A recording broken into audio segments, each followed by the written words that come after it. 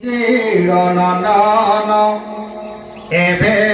এবে ভূব নাহি ৰাখ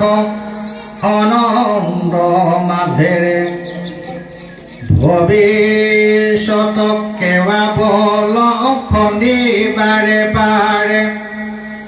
এখন নিশ্চিন্ত হওঁ ওহে মহাত্মান চিৰ সুখী হোৱে তুমি শুন বচন আজীবন আব কষ্ট কভু নাহি হৰে এক শৰীৰৰ দুখ ভোগ কভু নাহি ৰৱে হে ৰাম আচাৰ্যয়ে এক বুলি চায়াৰ